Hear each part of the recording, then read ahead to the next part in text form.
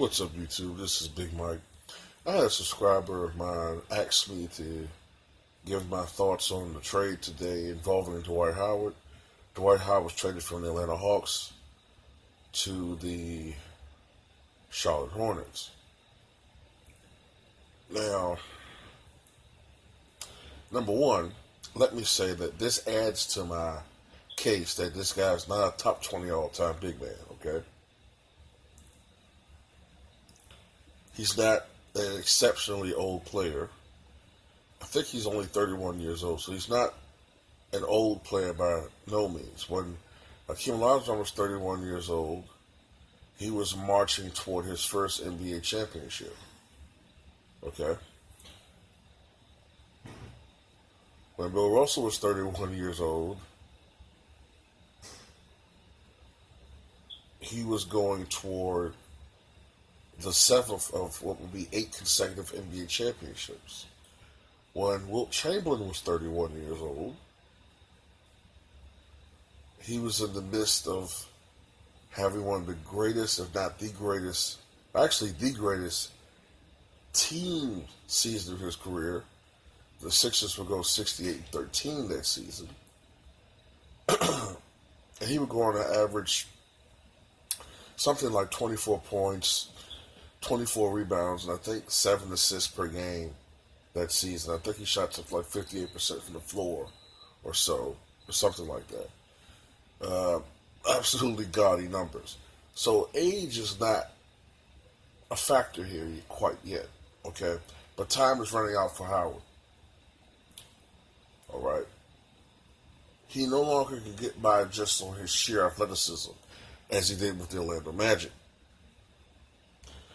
The game has also changed exponentially since that year when they went to the finals in 2009, when it was him and Rashard Lewis and Michael Petrich and J.J. Redick and who else was on that team? Jameer Nelson and other guys. I can't think of some other people on the team. But the NBA has changed a lot. The big man is no longer as... Well, I hate to say it because I actually love the center position. When I play, I pretty much play center, okay? But the big man is not as important as he used to be. His role has changed. And this lessens the value of a guy like Dwight Howard. So, and he's not what he once was. He lost a step or two, and he still has deluded himself into thinking that he's still a premier player, and he's not. All right? Let's just look at the facts, okay? Ever since he's left Orlando, right, guys, he's played with the Lakers. He couldn't handle the pressure of playing in Los Angeles, all right? He can't play for a large market team. He can't handle that pressure. He can't handle the pressure of playing with a guy of Kobe Bryant's stature. So that shows me he's mentally weak. I think he was complaining about his role then with the team. Kobe ran his ass out of L.A. He went to Houston.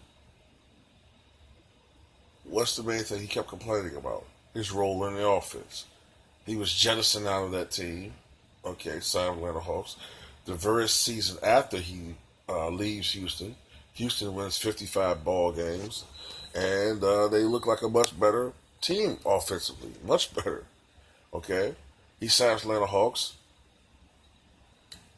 earns $24 million, I think, the first year, and while he did put up numbers, and he did, let's be fair, he helped the team as far as their overall defensive ranking and rebounding rankings.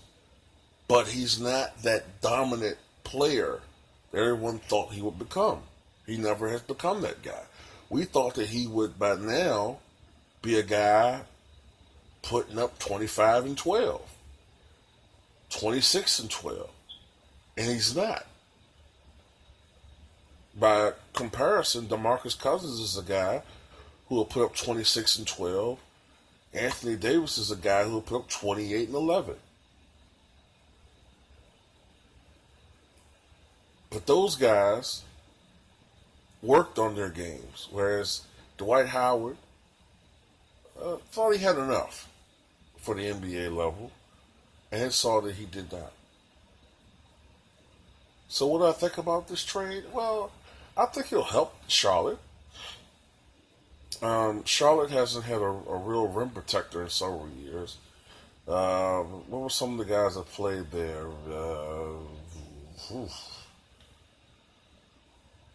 Charlotte. I'm trying to think. Roy Hibbert played there a couple of years ago, but Roy Hibbert's no, you know. I think Bismarck Biyombo played there a couple of years ago. So, he's a presence that they haven't really had in quite some years. And I think that he'll help the team. So I think that the Hornets probably win this trade, so to speak. But Dwight Howard at this stage of his career, and I got to give a shout out to 93 Sports News for his video, because he called it pretty accurately. At this point in his career, Dwight Howard's a journeyman. And I also think that those years of getting those $25 million a year contracts are going to come to an end. Okay? So I hope Dwight Howard has enjoyed that money. They're going to have to pay him, I believe, what's on his contract. But the next team he plays for after this contract, I don't think he's going to be getting $20+ million a year. I mean, his reputation precedes him. He has a reputation as a prima donna. He has a reputation as a guy who does not want to improve his. I think it's already a given that this guy's already maxed out where he's going to be. Okay, so I don't think nobody's going to coax him to try to make any improvements in his game, because this is what he is. If anything, he's going to get worse. He talks about wanting to become a three-point shooter, which I don't know about that. I don't know if that's going to work. But Dwight Howard's a guy that's going to give you maybe 13 points or 14 points a game and about 10, 11 rebounds a game, maybe a couple of blocks a game now. That's what he's going to give you. And he's a piece. He's not the final piece for any team, but he's a piece for what you might need in the event of becoming a winning basketball team. That's just my opinion. I think that a team that Dwight Howard would fit on right now, in my opinion, would be the Cleveland Cavaliers. I think that he would fit on that particular team, but I think that Dwight Howard has such a bad reputation as far as being a prima donna. A lot of general managers, this right here is pure speculation on my part. I have no evidence to back this up, but this is just common sense. The way that he left the Orlando Magic a couple of years ago, when the Orlando Magic, if you guys remember, I think they fired their head coach. And they made all these moves to try to accommodate Dwight Howard. And then ultimately he leaves anyway and bolts to the Lakers, where he fails epically. Shit like that kind of makes you, as a fellow NBA executive, not want to take a chance on this guy. All right? But I wish him the best with the Hornets. I think he'll make that team better defensively.